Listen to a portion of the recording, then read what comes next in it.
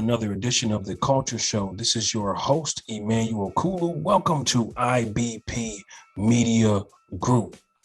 Today, we're going to be discussing why is African history so important to world history. Let's give a few examples of some misrepresentations of ancient Africa. Let's start with the beginning. Ancient Kemet, or what you know today as ancient Egypt. Why was ancient Egypt separated from the rest of Africa? Well, the reason ancient Egypt had to be separated from ancient Africa in the late 1800s, Egyptologists were coming from a perspective of trying to connect biblical studies to Egypt. Well, they fell in love with the Christian stories. Many European mercenaries that had been in modern day Ethiopia, or at that time, Abyssinia, or the Aksum Kingdom, they fell in love with the Jesus story. And in order for them to accept it, they had to make Jesus look like someone that they can relate to, which was a European. If you look at the ancient Greeks didn't consider themselves to be white, by the way.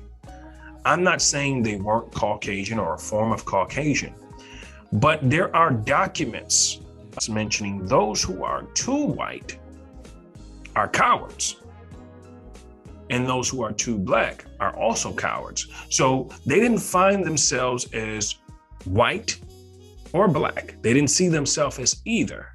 Okay, they saw themselves as someone in the middle, because he also mentions he who has courage lies in the middle. So they saw themselves as something in the middle, the ancient Greeks did.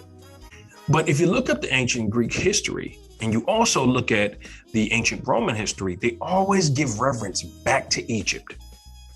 So eventually, these newer modern Europeans who embraced Rome and Greece as the monarch of their civilization, they started to embrace Egypt as well.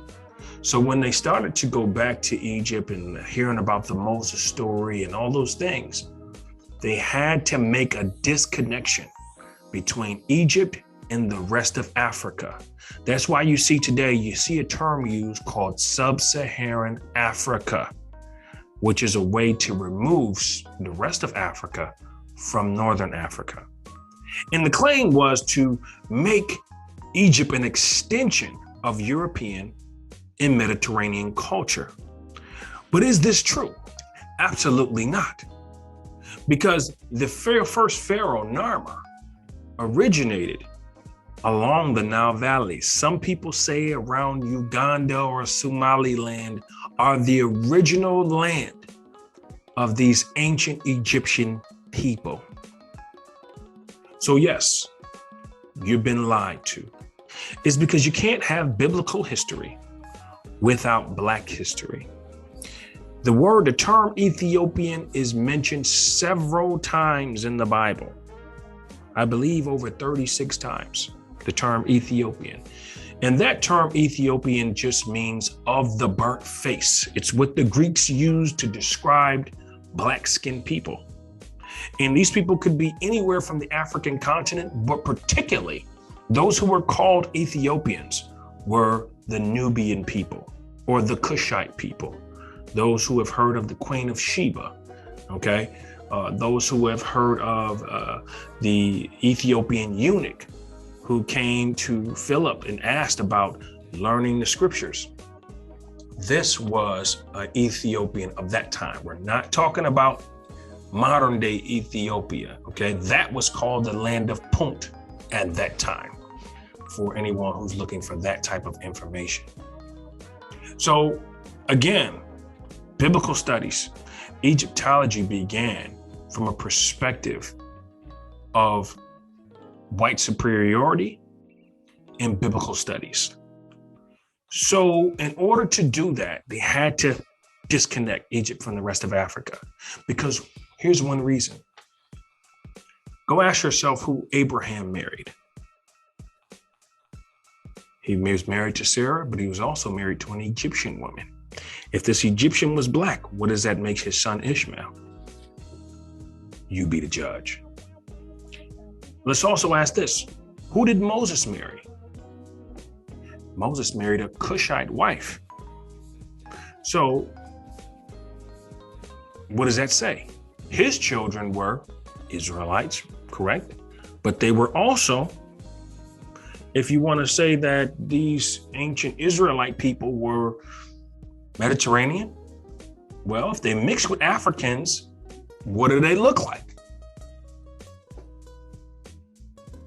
There's your answer right there. Let's take another example. Joseph, even before Moses, what wives did he have? Egyptian wives.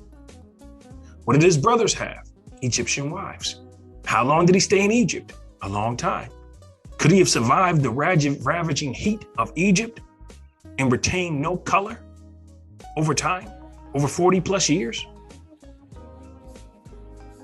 Clearly, he was a melanated skin complexion man.